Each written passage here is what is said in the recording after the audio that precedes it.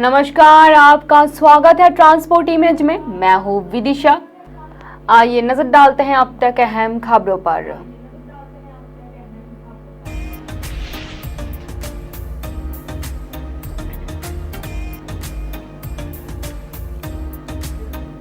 बेटी की शादी के लिए कुलदीप सेंगर को मिलेगी जमानत। हाई कोर्ट ने सीबीआई से मांगी रिपोर्ट।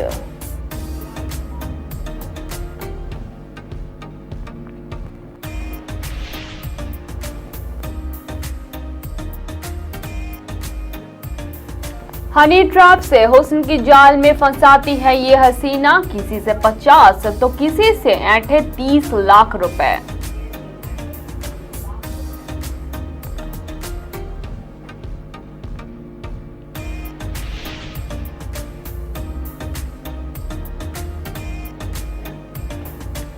हस्तिनापुर के तालाब में मिली महाभारत कालीन सुरंगनुमा आकृति। जांच में जुटा एएसआई।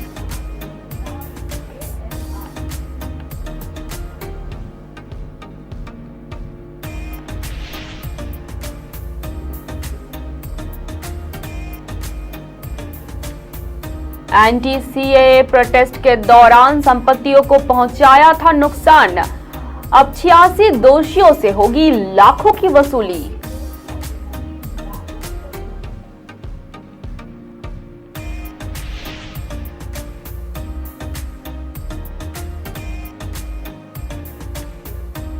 उत्तराखंड की बिटिया ने तोड़ा पाकिस्तान का रिकॉर्ड। 3 दिन में साइकिल से फतह की अफ्रीका से सबसे ऊंची चोटी।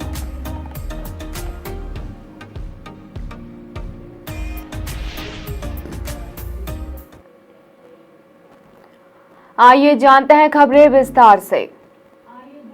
उन्नाव की नाबालिग बेटी से रेप के मामले में सजा काट रहे बीजेपी से निष्कासित पूर्व विधायक कुलदीप सिंह सेंगर ने अपनी बेटी की शादी के लिए 2 महीने की अंतरिम जमानत की मांग की है, जिसके बाद कुलदीप सिंह सेंगर की अंतरिम जमानत याचिका पर दिल्ली हाई कोर्ट ने सीबीआई को नोटिस जारी करते हुए स्टेट रिपोर्ट तलब की है। सेंगर की याचिका पर दिल्ली हाई कोर्ट ने सीबीआई को निर्देश दिया है कि वो सेंगर की याचिका के तथ्यों को सत्यापित कर 16 जनवरी तक रिपोर्ट दाखिल करे। उसी दिन मामले की अगली सुनवाई होगी। सेंगर को दिसंबर 2019 में दिल्ली की अदालत ने साल 2017 में यूपी के उन्नाव में हुए नाबालिग से बलात्कार के मामले में दोषी ठहराते हुए उम्र कैद की सजा सुनाई थी। बता दें कि सेंगर ने अपनी बेटी की अगले साल 8 फरवरी को होने वाली शादी के मद्देनजर 2 महीने की अंतरिम जमानत की गुहार लगाई है।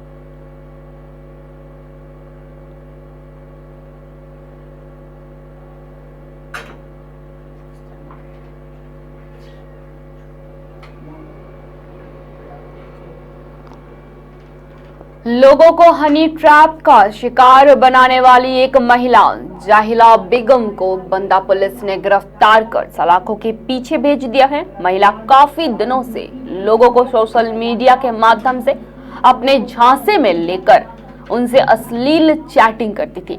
लगभग 6 महीने पहले बंदा शहर के ही रहने वाले शैलेश जड़िया, जो कि शहर के जाने माने सरफरा व्यवसायी थे, उन्हें भी इस महिला के झांसे में आ गए। वो महिला ने प्रेस जाल में फंसाने के बाद शहर के मशहूर सराफा व्यवसायी से शारीरिक संबंध बनाए और उनसे उसके बाद उनका वीडियो भी बना लिया। उसके बाद से महिला अश्लील वीडियो वायरल करने की लगातार सराफा व्यवसायी को धमकी देती रही और उससे 50 लाख के करीब रुपए भी ऐंठ लिए। पैसे देने के बाद भी जालसाज महिला लगातार व्यवसायी से एक बड़ी रकम की मांग कर रही थी और बार बार अश्लील वीडियो जो महिला ने अपने साथ प्राइवेट समय बनाया था उसको वायरल करने की धमकी भी दे रही थी। इससे तंग आकर सराफा व्यवसायी ने अपने ही घर के नजदीकी एक जगह में फांसी लगाकर आत्महत्या कर ली। पुलिस ने जांच पड़ताल करने के बाद महिला को जेल भेज दिया।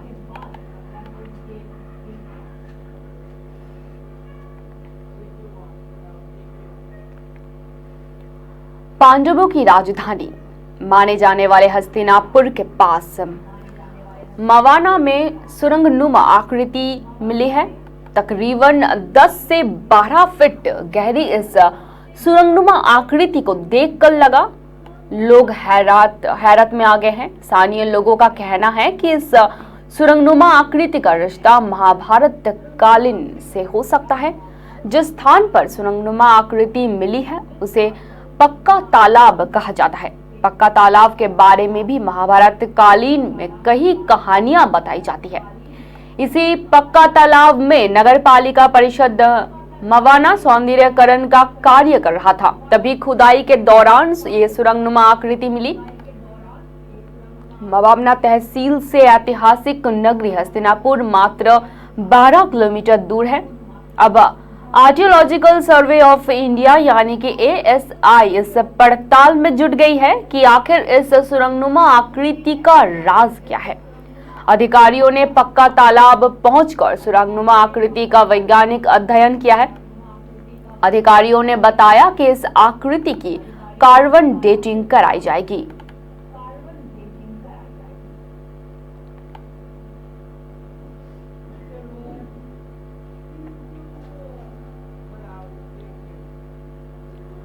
उत्तर प्रदेश में दंगा करने वाले से ही नुकसान की भरपाई अब की जाएगी। दिसंबर 2019 में एंटी CAA दंगे के दौरान अमरोहा में जिन लोगों ने सरकारी और प्राइवेट संपत्ति को नुकसान पहुंचाया था उनसे ही अब लाखों की वसूली होगी। मेरठ में उत्तर प्रदेश लोक तथा निजी संपत्ति क्षति वसूली दावा न्यायाधिकरण कोर्ट ने ये फैसला सुनाया है। उत्तर प्रदेश में दंगाइयों के खिलाफ ये पहला फैसला कोर्ट द्वारा लिया गया है। दिसंबर 2019 में अमरोहा में CAA को लेकर जमकर विरोध प्रदर्शन हुए थे। इस दौरान लाखों की संपत्ति को स्वाहा कर दिया गया था। इस मामले में 55 लोग अपराधी थे और दंगे में हुए क्षति की वसूली के लिए पुलिस ने न्यायाधिकरण मेरठ में अपील की थी। दोनों पक्षों के सुनवाई के बाद कोर्ट ने 86 लोगों को आरोपी मानते हुए वसूली के आदेश दिए हैं। कोर्ट के फैसले के अनुसार 86 अभियुक्तों से 4,27,439 रुपए की वसूली की जाएगी। यानी ये CAA के हिंसा के दौरान संपत्ति को नुकसान पहुंचाने वालों पर कार्रवाई की तैयारी है।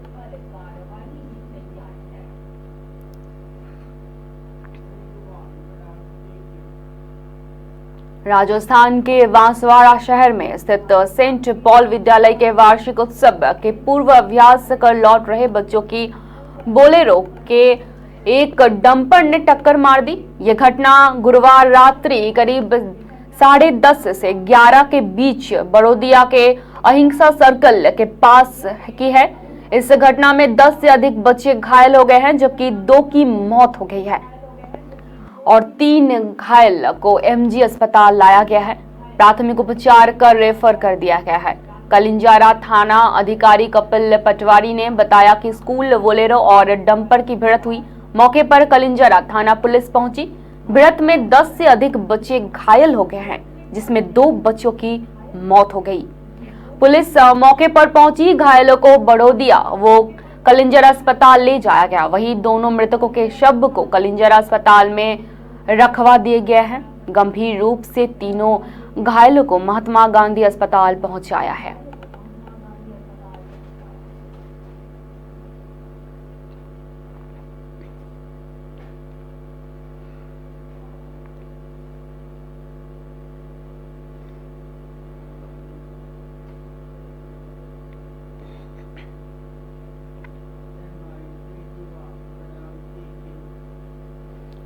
चीन में कोरोना को लेकर कहर देखते हुए भारत में केंद्र सरकार के साथ साथ राज्य सरकारें भी लगातार बैठक कर रही है। इस बीच गुरुवार को महाराष्ट्र सरकार ने भी कोरोना के बढ़ते खतरे को लेकर बैठक की। इस बैठक में सीएम एकनाथ शिंदे और डिप्टी सीएम देवेंद्र फडणवीस भी मौजूद रहे। वही बैठक के बाद मीडिया को जानकारी देते हुए सरकार की तरफ से कहा गया कि महाराष्ट्र में इस वक्त कुल 132 एक्टिव केसेस हैं, जिसमें से 22 अस्पताल में है। राज्य सरकार ने 5 supreme test, track, treat, vaccinate और कोविड अनुरूप व्यवहार करने का आदेश जारी किया है। सरकार ने कहा राज्य में जल्द ही नई कोविड टास्क फोर्स बनाने का निर्णय लिया जाएगा। मास्क अनिवार्य नहीं होगा, लेकिन सार्वजनिक व भीड़भाड़ वाली जगहों पर पहनने के लिए लोगों से अपील की जाएगी। छोटे बच्चे व बुजुर्ग मास्क जरूर लगाएं। सरकार ने अपील करते हुए कहा कि जिन लोगों ने बूस्टर डोज अब तक नहीं लिया है वे जल्द से जल्द बूस्टर डोज लगवाएं। पिछले कोविड में जिस तरह से ऑक्सीजन बेड्स और वेंटिलेटर की जिस तरह कमी हुई थी वो इस बार ना हो पाए, इसके लिए सरकार की तरफ से ध्यान देने को भी कहा गया है। वहीं नासिक के शिरडी साईं संस्थान ट्रस्ट ने भी सभी श्रद्धालुओं से अपील की है कि वो दर्शन करने के लिए मास्क पहन कर आएं, सोशल डिस्टेंसिंग रखने और सैनिटाइजर का इस्तेमाल करने की भी अपील कर रहे हैं सरकार।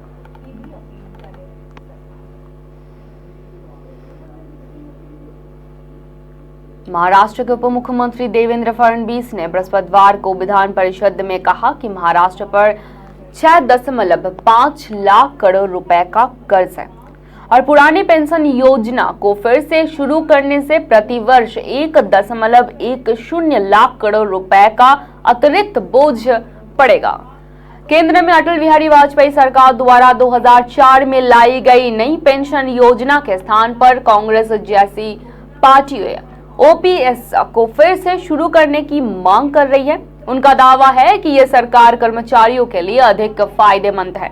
विधान पार्षद सुधीर तांबे के ओपीएस पर सवाल करते और जवाब दे रहे थे। फडणवीस ने कहा हर सरकार अपने कर्मचारियों को खुश करना चाहती है। हालांकि 1982 की पुरानी पेंशन योजना को लागू करना वर्तमान में संभव नहीं है। यदि योजना लागू हो जाती है तो राज्य सरकार को ब्याज का भुगतान करने के लिए ऋण लेना पड़ेगा। राजस्व घाटा वर्तमान में बहुत अधिक है। वहीं विधानसभा में एक अन्य मामले में फडणवीस ने कहा कि Maharashtra state electricity distribution company limited में कुल 26,638 तकनीकी और गैर तकनीकी वर्ग के 3 और 4 के पद खाली हैं। उन्होंने कहा कि संविदा कर्मियों से सीधे सेवा में भर्ती नहीं किया जा सकता है, लेकिन भर्ती प्रक्रिया में प्राथमिकता दी जाएगी।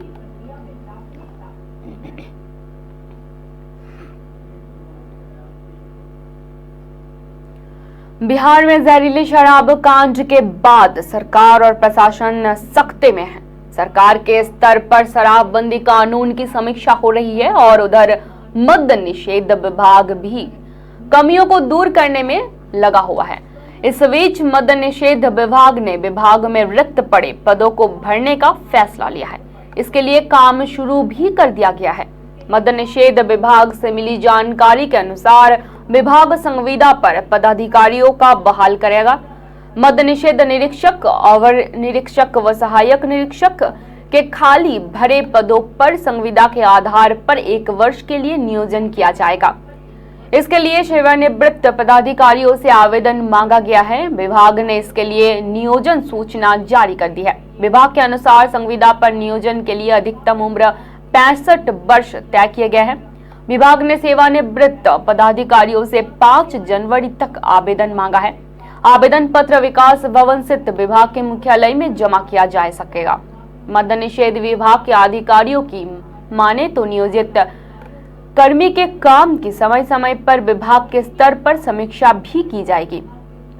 अगर काम संतोषजनक नहीं पाया गया तो संविदा समाप्त कर दी जाएगी।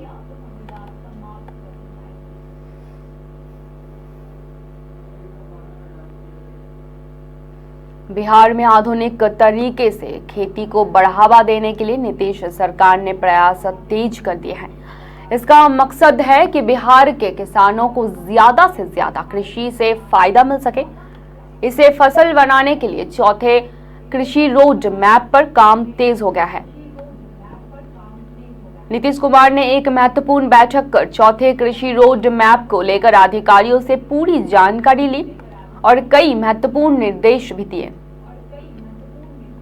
दरअसल बिहार सरकार चौथे कृषि रोड मैप पर काम कर रही है, जिससे बिहार में कृषि और किसानों को फायदा मिल सके। इसे लेकर नीतीश कुमार ने बैठक कर कई निर्देश जारी कर दिए हैं। नीतीश कुमार ने कहा कि चतुर्थ कृषि रोड मैप में कृषि के आधुनिकीकरण को ध्यान में रखते हुए कार्य करें।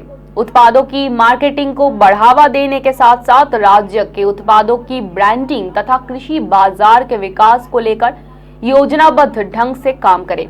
प्रखंड स्तर पर ई किसान भवन में किसानों को कृषि एवं कृषि उत्पादों से संबंधित प्रशिक्षण एवं जानकारी सुगमता पूर्वक उपलब्ध कराए जाए। इसी के साथ जलवायु अनुकूल कृषि कार्य एवं जैविक खेती के बेहतर क्रियान्वयन के लिए कार्य करें।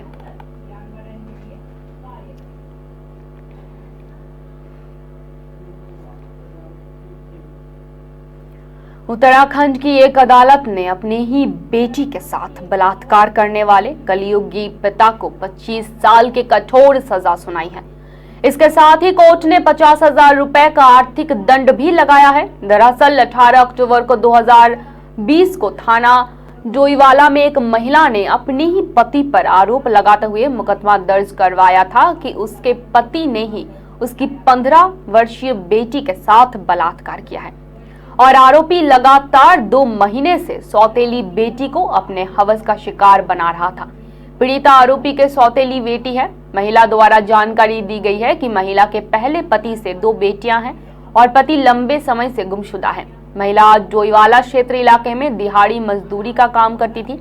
वहीं से उसके राजमिस्त्री, जो डोईवाला का ही है रहने वाला है, अपने जाल में फंसाया और महिला के साथ ही रहने लगा, जिससे महिला का एक बेटा भी है। लेकिन आरोपी का अक्सर महिला की 15 साल की सौतेली बेटी पर नजर रहती थी।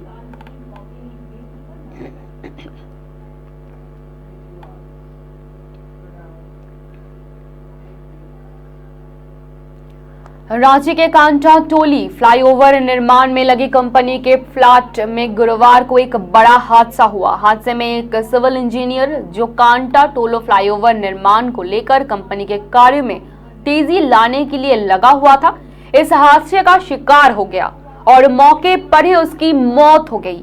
दरअसल कांटा टोली फ्लाईओवर निर्माण कार्य के लिए मटेरियल का निर्माण कांटा टोली से महज कुछ किलोमीटर की दूरी पर किया जा रहा है, जहां चूड़ामणि कुमार सिविल इंजीनियर के तौर पर कंपनी में कार्यरत थे। गुरुवार की सुबह भी चूड़ामणि कुमार कांटा टोली फ्लाईओवर निर्माण कार्य के मटेरियल को बनवाने में व्यस्त थे। इसी दरमियान एक क्रेन जो स्टील की सरिया को उठाकर एक जगह से दूसरी जगह ले जा रहा था, वो अचानक से पलट गया और इस वजह से उसकी चपेट में चूड़ामणि आ गए, जिससे उनकी मौके पर ही मौत हो गई। मामले की जानकारी मिलने के बाद कंपनी के कर्मी उन्हें लेकर रिम्स अस्पताल गए, जहां उनकी मौत की पुष्टि चिकित्सकों ने की। मामले की कर्मियों ने कहा कि हाइड्रा में काफी ज्यादा सरिया था और उसी वजह से यह हादसा हुआ। वहीं उन्होंने बताया कि कंपनी में सेफ्टी नॉर्म्स का अनुपालन नहीं किया जाता था, जिस कारण इस तरह का हादसा हुआ है। परिजनों का भी कुछ यही कहना है। बता दें कि कंपनी का साइट कांटा टोली फ्लाईओवर से कुछ दूरी पर दुर्गा सोरेन चौक नामाकुम के पास स्थित है, जहां फ्लाईओवर से जुड़े मटेरियल का निर्माण कार्य किया जाता है।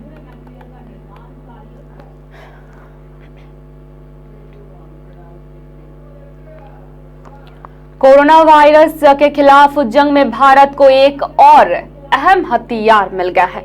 चीन में जारी कोरोना कहर के बीच भारत बायोटेक की नेजल वैक्सीन को केंद्र सरकार से मंजूरी मिल गई है। ये नाक में दी जाने वाली वैक्सीन है और अब नाक में 2 बूंद डालने से ही कोरोना वायरस वैनिश हो सकता है। इस वैक्सीन को आज यानी शुक्रवार से टीकाकरण अभियान में शामिल किया जा रहा है और कोवैक्सीन और कोविशील्ड ले चुके लोग भी इस वैक्सीन को ले सकते हैं। केंद्रीय स्वास्थ्य मंत्री मनसुख मांडविया ने गुरुवार को राज्यसभा में बताया कि एक्सपर्ट कमेटी ने नोजल वैक्सीन को मंजूरी दे दी है। बताया जा रहा है कि कोविन ऐप पर आज से यानी कि 23 दिसंबर से भारत बायोटेक के इस नोजल वैक्सीन को शामिल कर लिया जाएगा। हालांकि अभी निजी अस्पतालों में ही ये वैक्सीन उपलब्ध होगी। माना जा रहा है कि सरकार जल्द ही इसे सरकारी अस्पतालों से लेकर मार्केट में उपलब्ध करा सकती है। इस वैक्सीन को मंजूरी मिलने से अब किसी को वैक्सीन के लिए इंजेक्शन लेने की जरूरत नहीं होगी। वो चाहते हैं तो नाक में ही 2 बूंद ड्रॉप वाली ये वैक्सीन ले सकते हैं।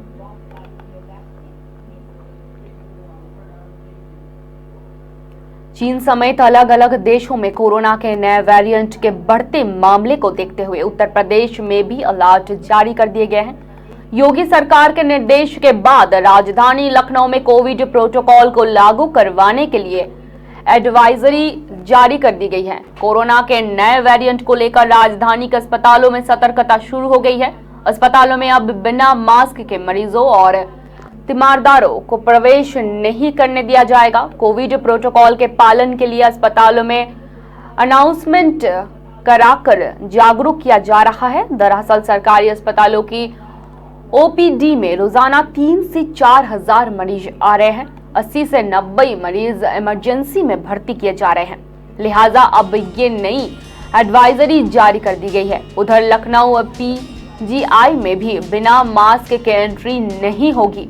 कोरोना के संभावित खतरे को देखते हुए पीजीआई निर्देशक ने निर्देश जारी किया है। नए आदेश के मुताबिक मरीजों और तीमारदारों को मास्क पहनने पर ही एंट्री दी जाएगी। साथ ही स्वास्थ्य कर्मी और सफाई कर्मियों के लिए भी मास्क जरूरी कर दिया गया है।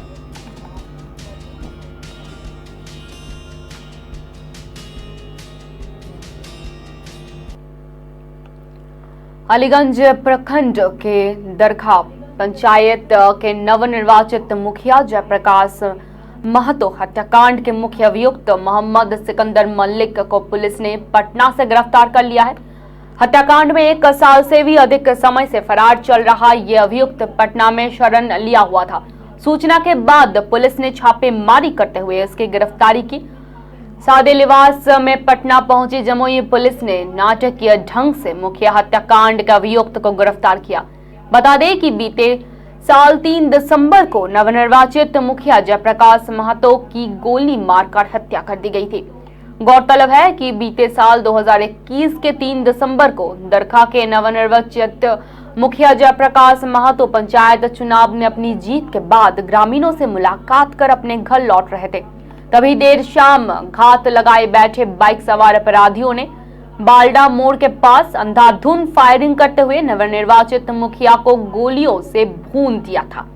इसके बाद मौके पर ही जयप्रकाश महतो की मौत हो गई थी। घटना के बाद आक्रोशित ग्रामीणों ने आगजनी करते हुए पुलिस की गाड़ियों को भी आग के हवाले कर पुलिस पर हमला बोला था, जिसमें पुलिस कर्मी जवान भी घायल हुए थे।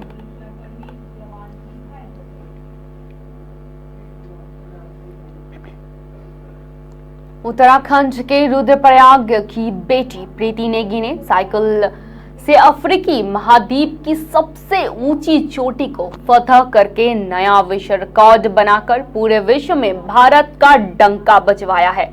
प्रीति नेगी ने रुद्रप्रयाग और उत्तराखंड ही नहीं, देश का नाम पूरी दुनिया में रोशन कर दिया है। 18 दिसंबर को अफ्रीकी महाद्वीप की सबसे ऊंची चोटी माउंट किलिमंजारो को साइकिल से 3 दिन में फतह कर तिरंगा फहराया और असंभव काम को भी संभव कर दिखाया। अपने इस सफलता के पीछे बाबा केदारनाथ की कृपा मानने वाली प्रीति ने 18 दिसंबर को सुबह 6 बजे साउथ अफ्रीका के तंजानिया की सबसे ऊंची चोटी माउंट किलिमंजारो पर भारत देश का तिरंगा लहराते हुए एक नया विश्व रिकॉर्ड कायम किया। इससे पूर्व पाकिस्तान की समर खान ने 4 दिन में समिट पूरा किया था। उन्हीं का रिकॉर्ड ब्रेक करके प्रीति ने 3 दिन में ही समिट पूरा करके नया विश्व रिकॉर्ड भारत के नाम कर दिया। प्रीति नेगी ने अपने इस रिकॉर्ड को शहीद माउंटेनियर एवरेस्ट सविता कंसबा नेमी रावत और भारतीय सेना के जाबाज सिपाही अपने शहीद पिता को श्रद्धांजलि स्वरूप समर्पित किया है। प्रीति ने रुद्रप्रयाग के जिलाधिकारी मयूर दीक्षित, महलीय कल्याण विकास अधिकारी दीपिका कर्णपाल का भी धन्यवाद ज्ञापित किया।